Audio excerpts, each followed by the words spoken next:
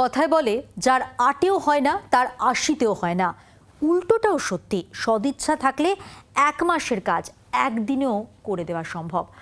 উদাহরণ চান? চলে যান নকশালবাড়িতে। তৃণমূল আমলে 1 বছরে যা হয়নি 3 মাসে তা করে দেখিয়েছে ভূমি রাজস্ব দফতর। পশ্চিম বাংলায় আজকে এত অর্থনৈতিক অবস্থা খারাপ কেন? 80% রেভিনিউ লিকেজ ছিল। শুধু বীরভূমে 1 বছরে স্টোনে বিগত রাজ্য সরকার পেত 60 কোটি টাকা, আর 11ই মে থেকে 11ই জুন 1 মাসে বিজেপি সরকার আদায় করেছে স্টোনে 83 কোটি টাকা। শুধু বীরভূম নয়, রাজস্ব আদায় নজির করেছে একাধিক জেলা। তৃণমূলের আমলে 1 বছরে যে রাজস্ব আদায় হয়েছিল, পালাবদলের বাংলায় বৈশাখ জ্যৈষ্ঠ আষাঢ়েই সেই টাকা আদায়। রাজ্যে পালাবদলের পর পুর নগর উন্নয়ন মন্ত্রী অগ্নিমিত্রা পালের নির্দেশে রাজস্ব আদায়ের রেকর্ড করেছে শিলিগুড়ি মহকুমার নকশালবাড়ি ভূমি ও ভূমি রাজস্ব দফতর।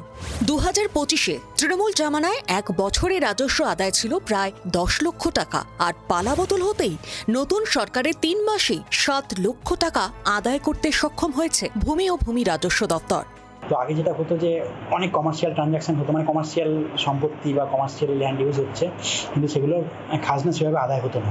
তো এখন আমরা কমার্শিয়াল এইসব ট্রানজাকশন বা কমার্শিয়াল যে সমস্ত জায়গাগুলো আছে সেখানে নোটিশ পাঠাচ্ছি, তারা সাড়াও দিচ্ছে, তারা এসে খাজনা জমা দিচ্ছে বা অনলাইনে দিয়ে দিচ্ছে, সেগুলো আমাদের রিফ্লেক্ট করছে এবং আমরা রেডের সংখ্যাও বাড়িয়েছি, সেখান থেকেও কালেকশন হচ্ছে। তো সব মিলিয়ে একটা পজিটিভ সাইন যে আমরা ভবিষ্যতে এটা আরও বাড়াতে পারবো। বিজেপি নেতাদের বক্তব্য, তৃণমূল আমলে সিন্ডিকেট রাজ এবং কাটমানি প্রথা রন্ধ্রে রন্ধ্রে ঢুকে পড়েছিল, তার ফলে সরকারি কোষাগারের রাজস্ব ঢুকত না। আজকে সেই সব সিন্ডিকেট রাজ, বালু মাফিয়া, তৃণমূল যে গুন্ডা বাহিনী যারা এই রাজস্বগুলো নিজের আত্মসাৎ করত, তারা আজকে না থাকায় সরকার সঠিকভাবে রাজস্ব আদায় করতে পারছে, যার দরুন কিন্তু এই অধিক পরিমাণে রাজস্ব আদায় হয়েছে। রাজ্যের ওপর প্রায় 8 লক্ষ কোটি টাকার ঋণের বোঝা চাপিয়ে গিয়েছে তৃণমূল সরকার, আর এই পরিস্থিতিতে সাধারণ মানুষের ওপর নতুন করে করের বোঝা না চাপিয়ে রাজস্ব বাড়াতে জোর দিয়েছে নবান্ন। লিকেজ বন্ধ করার পাশাপাশি পরিবহন, ভূমি ও ভূমি সংস্কার, মাইনিং, পূর্ত দপ্তরকে আয় বাড়ানোর কথাও বলা হয়েছে। হাতে না হাতে যে তার ফল মিলেছে, বীরভূম নকশালবাড়ির দিকে তাকালেই তার প্রমাণ মিলবে। নারায়ণ সিংহ রায়ের রিপোর্ট, জি 24 ঘন্টা।